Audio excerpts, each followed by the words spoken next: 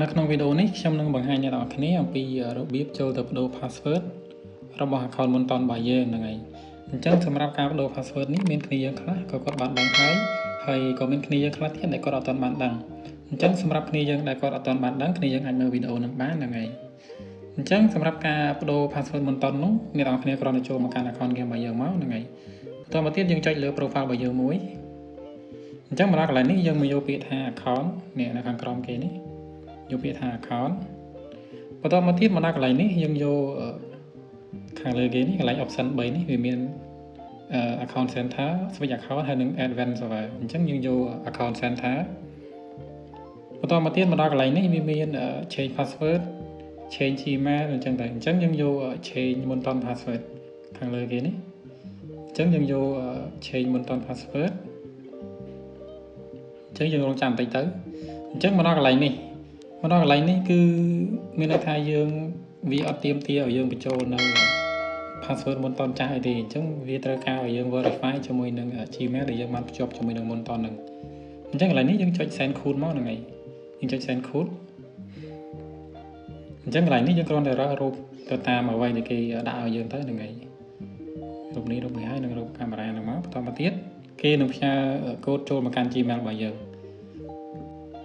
អញ្ចឹងបើសិនជាយើងរងចាំហើយវាអត់ឃើញផ្ញើមកទេអ្នកទាំងគ្នាអាចចេញមកហ្នឹងហើយចេញពីគេយើងចឹងមកហើយយើងចូលមកកាន់ app Gmail របស់យើងតោះមកនេះគឺវាបានផ្ញើមកហើយប៉ុន្តែវាអត់លោតនៅលើអេក្រង់ឲ្យយើងអញ្ចឹងណាអញ្ចឹងបើសិនជាអ្នកទាំងគ្នានៅក្នុង game អត់ឃើញវាផ្ញើឲ្យទេអ្នកទាំងគ្នាអាចចូលមកកាន់ Gmail របស់យើងមកនេះ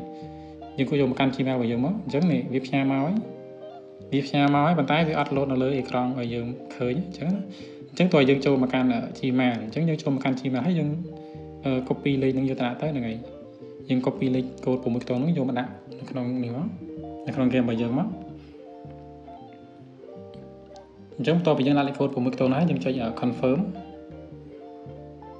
បន្តមកទៀតមកដល់កន្លែងនេះគេនឹងឲ្យយើងធ្វើការបញ្ចូលនៅ password ថ្មីហើយអញ្ចឹងអ្នកនរគ្នាអាចដាក់ password អ្នកនរគ្នាបានហ្នឹងហើយអញ្ចឹងកន្លែងនេះខ្ញុំសូមដាក់ password របស់ខ្ញុំ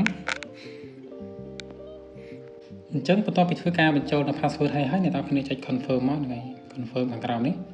យើងចុច confirm អញ្ចឹងយើងអាចមើលបានហ្នឹងហើយកន្លែងនេះគេដាក់ថា your មុនតន password has been raised មែនថា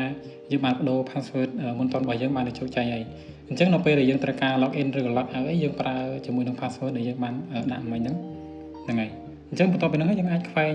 មួយមកហ្នឹងហើយយើងអាចខ្វែងចេញទៅលេងតាមធម្មតាហ្នឹងហើយយើងអាចខ្វែងមកហ្នឹងហើយអញ្ចឹងវីដេអូចែកម្លែកហ្នឹងគឺមានតែប៉ុណ្្នឹងទេហ្នឹងហើយខ្លីៗជួបគ្នានៅវីដេអូក្រោយបាយបាយ